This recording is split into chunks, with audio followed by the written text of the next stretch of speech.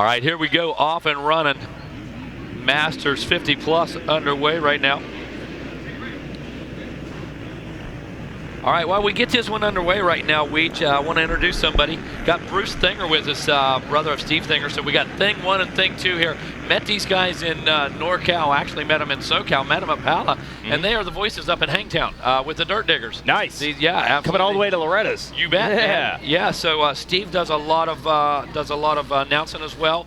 Bruce taking a little break from the riding right now, right, Bruce? That's right. But I'm here supporting my brother. First time to Loretta's. Exactly. This is his first time. He's been trying for 50 years. No way. A long time.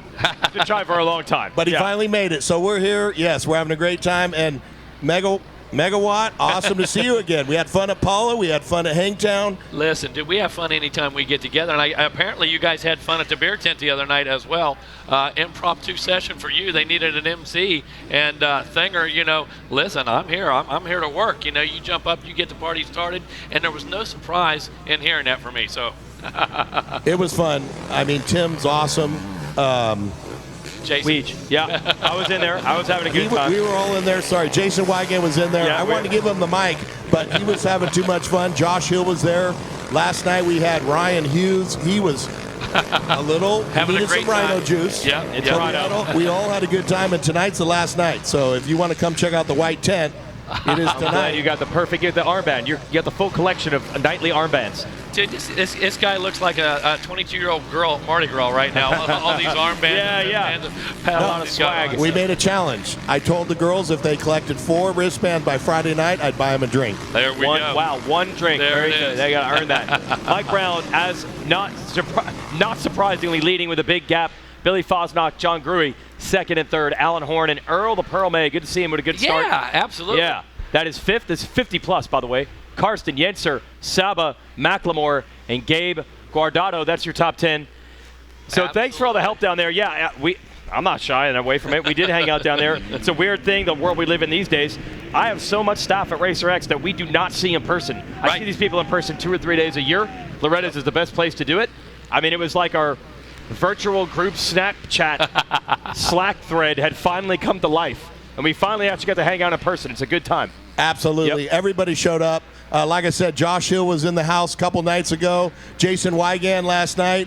Rhino was there. No, not last night. I snuck out of there. Okay. I'm not doing 2 in a row. 2 nights ago. Yeah, exactly. I can't do 2 in a row. I got to be ready for podiums today. But hey, how about my little brother? That's Thing 1. And he's in 16th. That's the best he's done all week. All right, Stephen Thinger. Nicely done. He's picking it up by the end of the week. And they have that family situation like we do as a staff. Believe me, they find each other's weaknesses. They point them out to each other. They capitalize on them. So, hey, Bruce, appreciate you coming by, man. I will definitely, after the dog show, I'm going to make my way over to you tonight, and we're going to have a great time. Right now, me and Jason are going to take this one home real quick. Going to move into some, I believe, let's see here. Going to move into our 250B right after this. So, all right. Got several good races coming up. I know Thing 1's probably going to need your help down there in a few minutes, but man, I am pumped to see you and can't wait to hang out tonight. Awesome. Appreciate it, guys. And yes, we'll see you tonight about 9:30. Come on down. We're going to have a good time at the White Tent. But you guys are awesome. And I hope my little brother can hang on to 16th. We'll see. That is awesome. You get all the personalities from all across the country over here at Loretta's, coming down from the Hangtown area to entertain. And he said none of that was planned. No. He wasn't supposed to be the MC DJ down there. Right, yeah, absolutely. Get in where you fit in, as our man Wes Kane likes to say. So Mike Brown putting a hurt on everybody, as expected. He's got a 7.5 second lead. But Fosnock was actually quicker the last time around. No, that was an incorrect lap time. Now we got it. All right. Fosnock still second, but he did not close it on Brown. No offense to anyone in this field, but Brown is just next level in this 50-plus class. Absolutely, and you know what? No shame in your game to get second to Mike Brown. You know, John Gruey used to dominating this thing, used to coming out and beating Barry Carson on the last lap. And ouch. You know, hey, come on now. These guys have a heck of a time out there. You see Barry in that 4th position right now. He's used to chasing Gruey down to the finish line, and right now, that's not happening when you've got a 19-second gap to your leader. No, and let's be honest here. We give all these guys credit, but Mike Brown was a higher level pro than anyone out here. He's a former pro national motocross champion in the 125 class, won a lot of pro national races, a lot of multiple factory rides. Races, factory rides, and the dude never retired. I mean, yeah, the guy just difference. keeps riding, and he does say that his main job now, he's like the right-hand man to Alden Baker. Yes.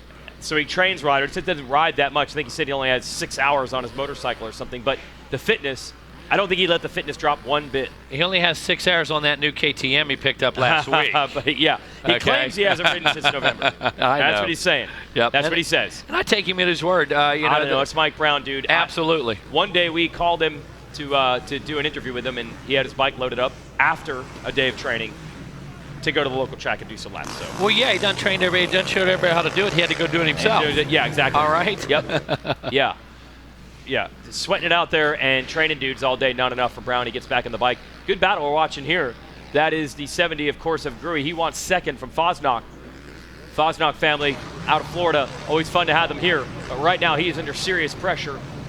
And Gruy looking to make the move on the inside. John Gruy out of Michigan. And he makes the pass. And that textbook just moved over on him. Had the momentum. We just went outside in, took that inside away, and look at this, 3 bike lengths at the finish line, only 50 yards away from that. And last time John Gruy 209.9, so he turned a really nice lap. Fosnock was a 212.6. There it is. We got the Maico on screen. Yeah, Davey Coombs said we got to get that. We got to make it happen. This guy's actually been out here for years in this class on modern bikes. Rodney Carrier. Yeah, man, coming out of Lebanon Junction, Kentucky. Yep. Yeah, right up the road basically, and bringing that 81 Maico out and making it relevant here and putting about 19 other guys to shame so far. Yeah, he's beating half the field on this 1981 Maico. I'm just impressed that our timing and scoring screen is able to. It has an abbreviation, MAI. It has an abbreviation built in. And you and I were the only two that knew what that meant. May. Maico. It's a May. Look at this thing handle this track. Now, this thing was designed in 1981. They were legendary chassis. These were actually known as good bikes. Dude, listen. Like the last good Maico. It was common to take a Honda motor and put in a Maico chassis a lot of times. But this 81, it was a dream machine. It was an electric motor, basically. The power band was so easy to use. And look at this bike on a modern track. How well it's working for this guy. Yeah, but you can also see the difference. Everything looks so flexy and soft. It looks like a Coupe de Ville hitting those bumps, man. Exactly. Kevin, I know you'd rather ride in a Coupe de Ville than a Tesla. I saw him at Vintage Motorcycle Days. He was there. I know that, Kevin. What's that? You'd rather ride in a Coupe de Ville than a Tesla all day? All day long, man. You feel that bump from 3 minutes ago. That thing's still just swaying. That 10th commandment's still bouncing that motorcycle right now. I just can't believe how well this thing's set up. I can't talk enough about how good this thing looks. Now he sent it over to Pro Circuit. Mitch got it all set up for him. Oh, yeah. Got it all adjusted. Still got a drawer with some files in it. Oh, you know it. You know they do. So old it has no scoring and timing. There's no such thing as electricity when this thing was even racing. So good job by Rodney Carrier. Independent power source for the transponder. Yeah, this is the last great Maico. Is that a 500 or a 4 something? The 490s were legendary. 490s. They made it. Doubling through? They didn't have doubles when this bike was basically built. It was not built to jump double jumps. They were just coming out with double jumps. Absolutely. JoJo Keller, he had to make that thing work. He and Marty Tripes invented the pre-jump. They'd land the front wheel there and soak it up. They claim they kind of invented the scrub. If you really look at some of those JoJo photos. Keller did. Yeah. I can show you the picture. Yeah, I can show you the picture. And Marty Smith is your true first double jumper, not Magoo. We have that photo as well. Marty Smith did the first double. And sending it on a CR125 in 1975. That double he just jumped was basically a Supercross triple in 1981. It's about 25 feet long. Oh, it looked like that thing comes straight out of the Coliseum. Absolutely same type design. So Rodney Carrier in a time machine right now yes. would be your Supercross champion. He would be your Supercross champ. On that bike in 82. And that bike was age appropriate for the first ever Loretta Lynn's back in 1982. There was probably 200 of those here some 41 years ago. No question. Barry Higgins was probably one of the men on those bikes. He was. He was here. There's video of him racing here. In the 50 plus class. Zapruder film. It's all black and white and grainy. Those guys. Everything's fast like Babe Ruth. Yes. Everything moves 20% too fast. They were like the KTM guys back in the day. They would take parts off an AW and parts off an Alpha and parts off a Desert Spider and just create this, take the transmission out of one and the front end off another one and they built just legendary bikes, dude. Is that Fosnock off the side of the track with a broken motorcycle? It looked like him. So while we were watching Carrier, on a 41-year-old on a 41-year-old motorcycle. His bike's going to make it all the way to the finish line. 40-plus class. Tough break for Fosnock, who had a podium for sure. Yeah. And there he is on the unlucky number 13. And, well, Kevin, who's second and who's third? Of course. It's John Gruey and Barry Carson. Of course it does not matter. You could put 5. They go to the Baja 1000, put 1,200 riders on the track. They're going to cross that finish line, fist fighting each other, flipping through the finish line. There's Karsten right there, running in third. A long way to go to get to Gruey this time. Jason, this is actually, it's comical how often they wind up. It's every single moto. They'll start first and 40th, and they'll finish 11th and 12th. And you can change the supporting cast around. You can change all the riders around them. You could drop in X-Pros. Put them in Super Mini. It don't matter. Those guys are going to find each other. Put them in Super Mini. They're going to find each other. Look at Barry cutting down out of that berm. Take your ruts. See, I don't need those, bro. Yeah, that's how you do it, Barry. Bumps. Look how comfy he is. He just slinks down into that motorcycle. Is that like a saddle? You know how the horse, old glue sticks, got the old cutout in there? Yeah. He's actually sitting on top of the motor. There's no seat there. He's squished, cut that thing all the way out. You know how everybody wants to. His frame is just gone. It's all foam. Yeah, they build up everything. He cuts it all. He wants to be comfortable. He's the opposite, yeah. Nice and cozy. Yeah. When he says he's searching for comfort on the motorcycle, that's not the other guys are talking about suspension settings. He's right. He needs actual comfort. Harley foam grips, big squishy grips, nice and easy on the hands when he rides that thing all the way back to New Jersey. Yep. You got the cup holders on there. Bluetooth, wireless for the helmet. Him and his wife can ride double back. The only guy that has GPS, I can tell you. Well, the way he just turned out and said, turn left here, and he went, he shot down. He sure did. He's waiting for the which intersection? Is it this one? Is it that right. one? Which run? And 200 feet. feet. Take? 100 feet, jump. Exit 31A or 31B? Yes. In approximately 24 feet. Double make a right-hand turn. Of 10 commandments. And you like that exit 31? Oh, nice. Okay. Knowing your Jersey style. Dude. Oh, yeah. Exit 31. Barry is, I'm going to say, more of a exit 81 guy. There we go. I mean, I know. That was my exit, too.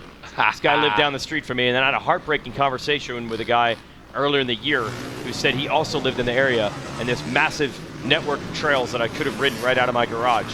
But I didn't own a motorcycle, so that didn't happen. You can do it? Oh, no, I better do it. Barry Carson's on the podium. I'm going to have to do it. All right, I'm going to head on down. 15-minute moto here for the old guys. Mike Brown piling on another championship.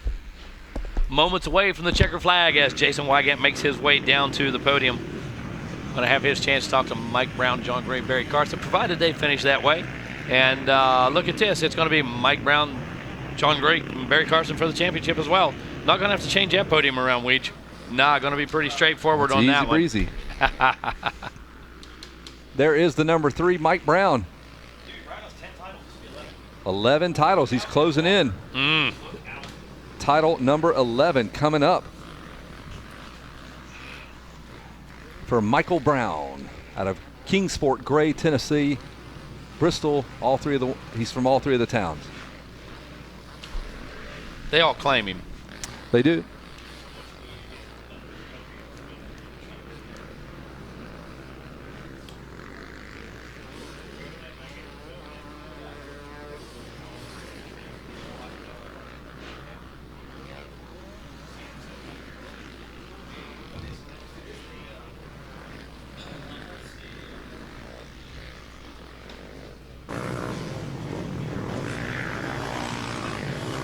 I gotta be honest, that's some of the most flashy gear I've ever seen Barry Carson wear. He normally wears like a mauve or a burgundy, if you will. He's actually looking fresh today. There's the number 30. Mike Brown, I called him number 3. He is number 30. Brownie has about a half a lap to go. Brown, Gruey, Carson, Alan Horn, and Earl May round out your top 5. Earl May taking some time off from the White Picket Fence Farm racetrack. And his CPA wife, who is counting every dime on her way up here. Look, Mike Brown looking over, not happy. Looking over again, he goes, you want to go another lap? I'm trying to help you out, guy. Look at that. I don't know what was going on there. Mike Brown was racing that guy like he was racing for a championship. He's still looking at him. Jason Wygant, you got to figure out what that was all about. I think he was trying to help that guy out so he didn't have to go another lap. And that dude was racing him for blood just to not get lapped by Mike Brown. That may have been a thing. He may have not wanted to get lapped by Mike Brown. He looked over in that finish line turn, kept looking over, and this guy's seriously going to race me. And that's how they finish. It's Mike Brown, John Gruey, Barry Carson, Alan Horn, Earl May. That's your top 5. in the Masters. I like that name, the Masters plus 50 class. We are Masters. I will be 50 this year, so I will join the Masters. I get my black belt in motocross. They present it to you down there on the podium. I'll break a piece of wood. I keep it going all day. Jason Wygant's got our winners. Jason's excited. He gets to talk to his buddy Barry Karsten, John Gruey, and Mike Brown. That's how they finish. That's your podium. We're done up here.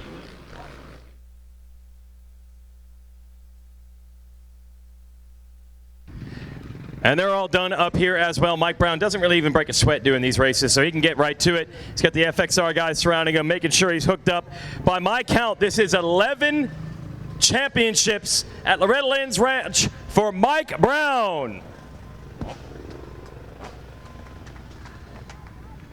I'm counting your titles, but I have a feeling you probably aren't. You're just going out there and riding. Are you counting any of these? No, that's when you get in trouble, I think. But no, It's not that. It's not about that. It's about being out with the kids, still enjoying being around them. If I wasn't around the kids all the time, feel like I was 85 years old. So I try to keep into it, keep working out, and it's a lot of work to stay with these guys and ride like I'm doing. It ain't like I ride every day. I can guarantee you this bike has got 1 hour on it and probably 5 from last August. So it's just I do train a lot. Not out here riding every weekend like people think. I'm a racer every day and practicing. That ain't happening.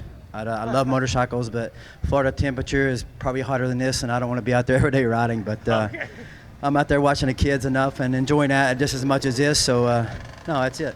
Okay. Who do you want to thank, Mike? The guys at FXR, Andy, Brad, Milt, all those guys that support me. Carson from up in Canada that designs it all.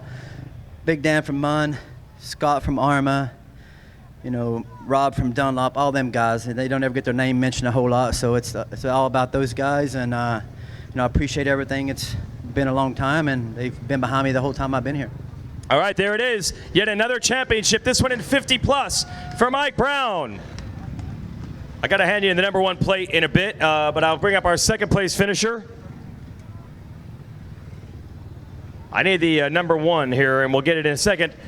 And if Mike Brown wasn't here, it'd be the same old thing. It'd be John Gruey dominating. But as Chris Kiefer said, this guy's an alien. This is like the first mortal, first place of the normal humans. Let's hear it for John Gruey. Sorry. Hey, you're always strong at Loretta's. It's just, as Kiefer said in the other class, you're just dealing with an alien here. So you got to be pretty proud of how you're riding, too. Yeah, for sure. Being 56 with the other guys and just trying to keep at it. I've been hurt for 2 years. I haven't been here in 2 years. So, yeah, I'm happy. Yeah, there we go. Who do you want to thank, John? For sure, I forgot both motos before, but a good buddy of mine at home, Vaughn Smith with his company, Mid-Michigan Crushing and Recycling, he decided to help me out with some expensive. So, that's always just a huge plus. And, it was new for this year, so I forgot. But big thanks to him. Babbitt's, Team Kawasaki, Fox Gear, Dunlop Tires, Decal Works, FMF Exhaust, Tamer Whole Shot Devices, Hinson, Clutch Components, Twin Air, Renthal, I think I said, Moto Hose, Dunlop Tires and the Tamer Whole Shot Devices. And then one last final thing right there, Freedom. This is for the compound boys at home. That is awesome. All right, let's hear it for John Gruey. That's good. Drink that thing. I mean, I know you're over 21. You're good. There you go, John Gruey. Got to look for Barry Karsten to come on up. Then we'll give out the number 1 plate to Mike Brown. And you cannot have a moto if you don't have Gruey and Karsten finishing in some sort of order with each other. Let's hear it for 3rd place, Barry Karsten. Dude, the starts are not good this week. I'm just going to tell you straight up. I got 2 good starts, first 2 motos of the Okay, I'll give you that. And then I got too confident, and they went away. They went away. Yes. How was that moto otherwise? It was a long, hard moto. Got a bad start. They used a lot of tear-offs. They watered the track again, so the ruts were long, but they're slippery. Yeah. And a couple guys went down in front of me because of that. So I just kind of stayed steady and got into 3rd, and John was pulling away, so I just stayed in 3rd. All right, there it is. Barry, who do you want to thank? You got some long-time backers. Yeah, hey, KPS suspension, my bike's working real good, but the track's rough out there. Yep. Answer, they set me up with some gear every year. Harai helmets, Scott goggles, FMF, Dunlop, Harai helmet, Scott goggles, Twin Air. I mean, there's a list. Sunstar sprockets, thank everybody for coming out. It's hard. I mean, you get here and your bike don't turn right. You know, I had a kid here 2 years ago, and I'm wondering what, you know, but I've raced here a bunch of times, and I know why. It's hard. It's a tough track, and the best guys are here. Yep. Yeah, that's stiff competition, and you're still a podium guy. Let's hear it for Barry Karsten. And now we can present the number 1 plate. Come on back over here. Mike Brown, a couple other things for you. First, yet another Stasic Holeshot Award. Did you not get any, or did you get him at every moto? Kiefer did. Oh, Kiefer got you one time. Okay, so Kiefer got some. And now I present from the AMA the number 1 plate in 50 plus. Let's hear it for Mike Brown. And he's very experienced with this champagne thing. He doesn't need instruction like the kids. Go shower him one more time. And the best news for the 50 plus riders, they're done. They get to take Saturday off.